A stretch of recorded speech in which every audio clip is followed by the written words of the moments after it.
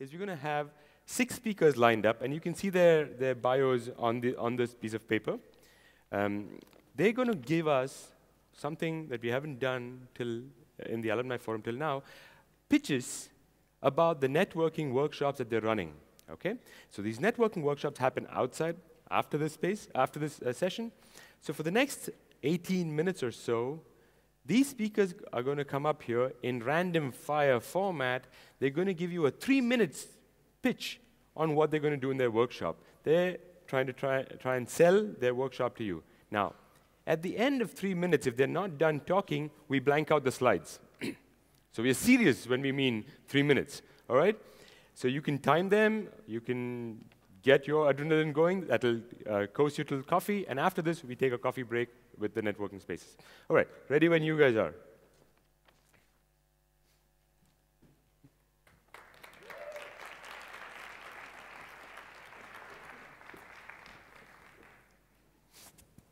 Ready? Yeah. Hi, this is Paula and Jose Almanza. We are co-founders of Impact Hub Madrid, Hub, and several other technology startups. Okay. So today, a lot of your classmates would have loved to be here with us, but they weren't lucky enough, so they're missing part of this forum. What we're bringing to you is some state-of-the-art technologies that would have allowed them to be here and living this experience in the same way that you're doing. How? Just by inserting their mobile phones on one of these glasses, they can just look like this, and it is an immersive technology, meaning that they can look around and be exactly here, living it the same way that we're living. What else can we do with this? Imagine going to your favorite concert, being miles away, attending your soccer match and feeling like you're in the middle of the football field without actually moving from your home. So all of these technologies allow you to live and craft your new reality, an immersive reality. Okay, Perception Hub is a large community, collaborative community of makers that work with this new technology revolution. Would you like to experience this new revolution? Some of our members have come with us to experience with you, to invite you to experience with this kind of technologies. Oculus Rift, Live Motion, Emotive Epoch, drones, and some other very big surprises. Okay, we are located in room number 3, and so we would like to see you there, and because this is a maker thing and experience thing. Okay, so I think we have like a minute. Before we go, I would like to take a picture, 360 picture of all of us. So I think this probably will be the first 360 degrees picture taken at IFEMA. So please, when I count 1, 2, 3, say cheers, because all of us, we will appear in the picture, and in a couple of minutes, we'll be in our, the picture will be in our Twitter. So we may need the lights, exactly, thanks. Yeah. So say cheers. 1, 2, 3, cheers. Cheers. Thank you very much. Thank you.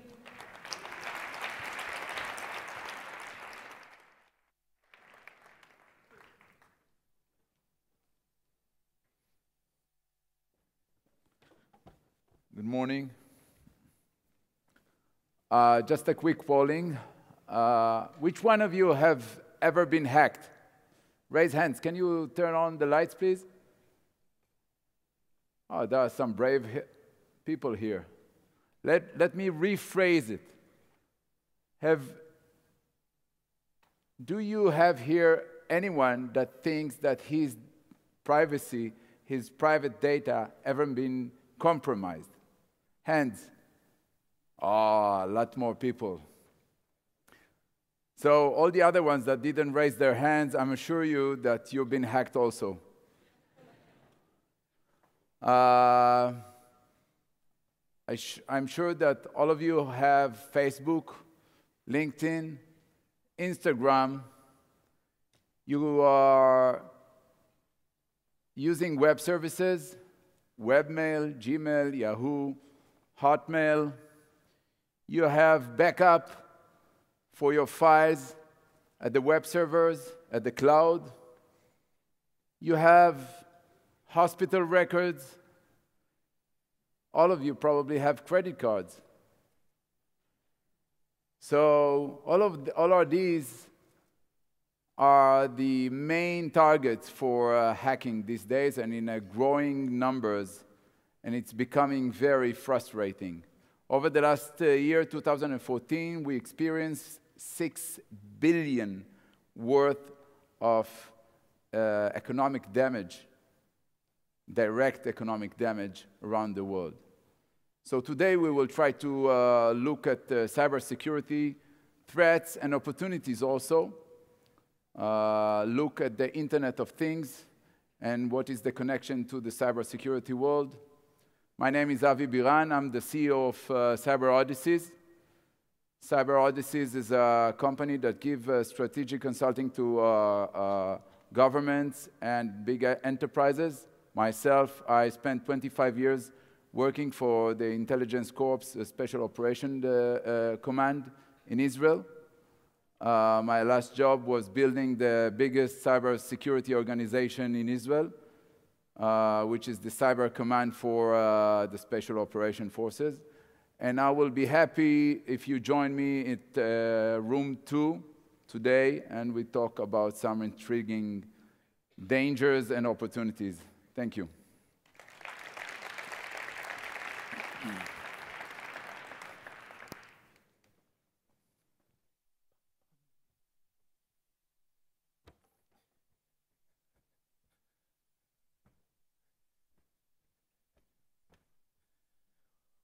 Okay.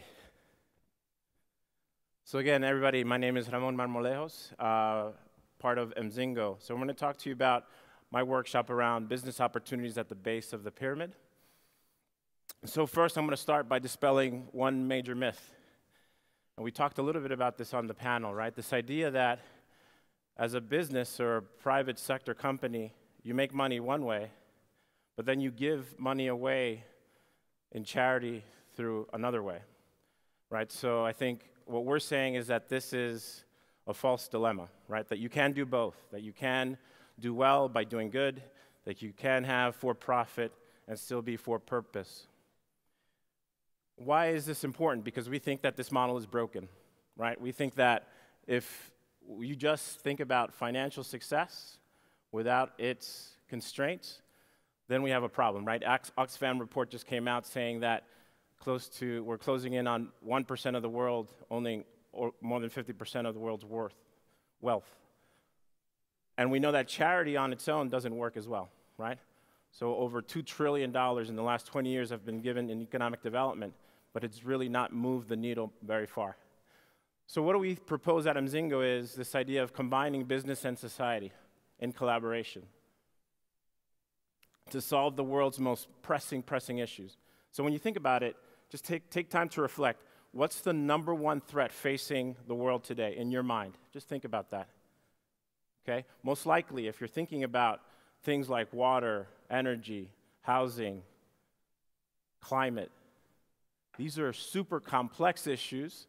They're too big and too interconnected for just business or society to solve. So what we propose is collaboration of both. That has to be human-centered and experimental in nature. And so when we think about base of the pyramid, what is it? This was a concept that was created by C.K. Prahalad in his book, Fortune at the Bottom of the Pyramid in 2007. And what are we talking about? So we know that at the very bottom is humanitarian. So those are people that need humanitarian aid.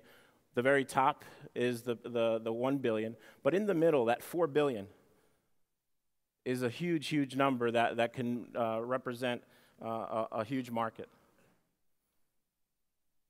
And so what is this? This is a picture of a favela that I live not too far from in Rio called Rocinha. And so people may see poverty, lack of access, lack of resources. I see opportunity. Why? Because this is where talent, ideas, markets are going to be coming from in the future. So in my workshop, we're going to be talking about how to create inclusive business models that solve the most challenging, pressing issues to these individuals. Hope you can join me. Thanks.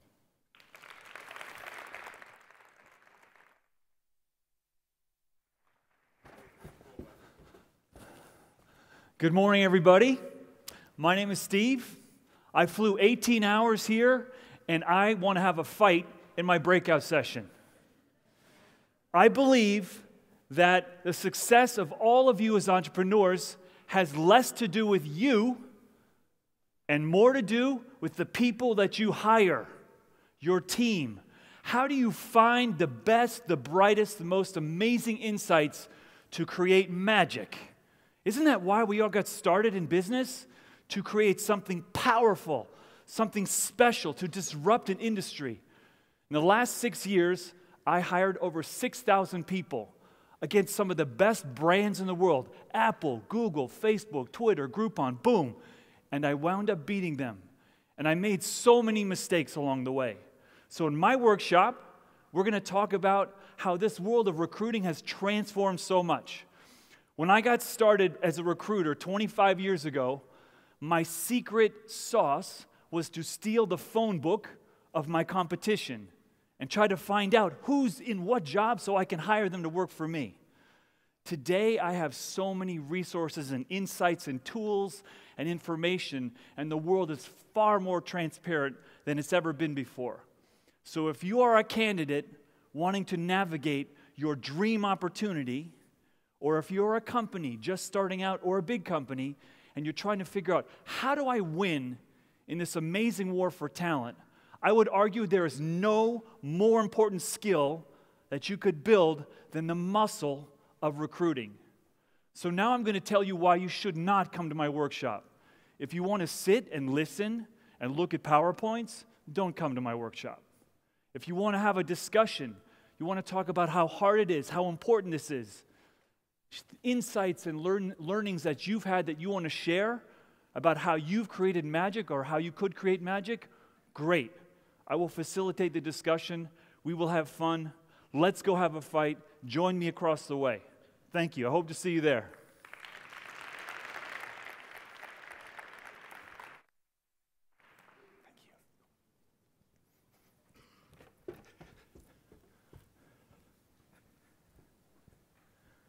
Good morning, everyone. Are we getting the slides? There you go. A couple of months ago, I was doing some research, and I came up with this image of the founder of Playboy magazine, Hugh Hefner.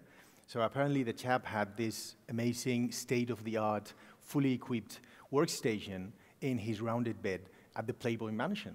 So we can imagine one of his daily schedules, okay, just without having to commute to the office. He could make love, he could eat, he could be on the phone, he could be working, then he could eat again, make love, and then just sleep again. What a complicated day schedule. Okay, so I think this image is very relevant to the current blurring of the activities that humans do on a daily basis. Especially thanks to technology nowadays, we can do anything everywhere. And this is something that you guys, entrepreneurs, business people, have to be extremely aware of. Because why would your employees want to go to the office if they can work from home? Why would they want to go to the shopping center if they can buy online? And why would someone like to go to the school if you can learn from a tablet? So this is something that we're tackling here from the IE School of Architecture and Design, and that's the reason why we launched this Master in Design for Work, Retail, and Learning Environments, because we think that those are the three realms where most of the innovation and change is happening nowadays through technology. So unfortunately, we're not going to be talking about sex in the office in my workshop. Maybe next year we can talk about that if it's relevant. We're going to be talking about culture, which is extremely relevant here, I guess, because we are having more than 50 nationalities here in the room.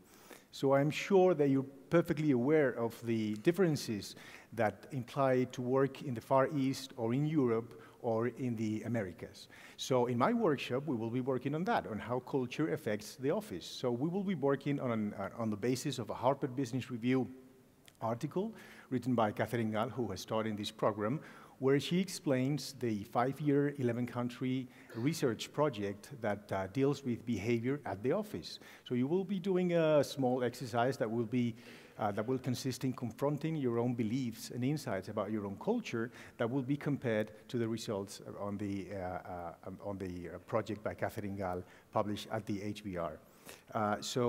And as a takeaway, and I think the most interesting thing of the workshop will be that you will be receiving some knowledge and skills on how can we translate cultural identity into space planning. So hopefully, if you work hard enough, you will be able to go back to your homeland and improve the performance of your employees by using these skills. So join me in the room 109, and we will be working on this. Thank you very much.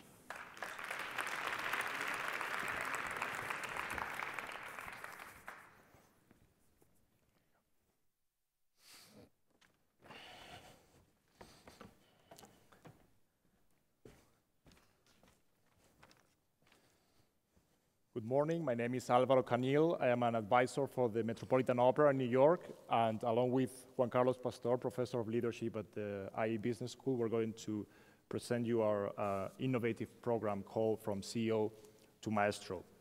When in 1990, Norio Oga, then Vice President for Sony Corporation, turned 60, he received as a birthday present the opportunity to conduct the Boston Symphony Orchestra.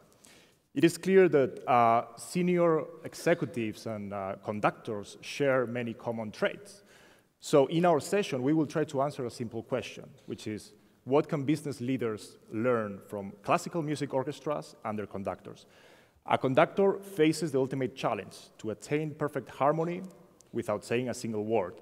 Still, they manage to create order out of chaos and achieve a high degree of artistic quality by coordinating a group of talented individual musicians who need to adapt to one another to perform as a unit. Business leaders face a similar challenge. They need to create a high degree of harmony in their organizations in order to transform their initial vision into a successful reality. Juan Carlos? So our program will examine leadership practices, the best leadership practices through the leadership style and the lives of some of the greatest orchestra conductors. We'll analyze the visionary leadership style of Arturo Toscanini, who always had a very clear vision of what he wanted to do with his performances. Also a very authoritarian style. Once an opera singer said, "Mr. Toscanini, I'm not very happy with the way you are setting the stage. I'm a bright star, I must shine." And he said, "Well, my friend, I'm the sun. When the sun is up, you cannot see the stars." So directive, authoritarian, but very successful. I will examine the inspirational style of Riccardo Muti, who makes an effort to inspire his musicians, the orchestras, so their music can inspire people. So his performances are always special. They always have this emotional impact in their performance. But having a clear vision, knowing where to go is not enough, okay? You also need to have talented people who can develop. So we are going to analyze another set of directors who use a more participative, collaborative leadership style. James Collon, Jimmy Levine, he defines himself as a teacher. So he spends time talking and developing people. And finally, we are going to examine a very unusual orchestra, the Orpheus Chamber Orchestra, an orchestra with no conductor, with no leader. That doesn't mean they don't have leadership, but the leadership is shared. All members of the orchestra contribute to lead the orchestra by taking on different roles. So I hope to see you in our session, and we will listen to some of the most wonderful music conducted by some of the greatest conductors. Thank you very much.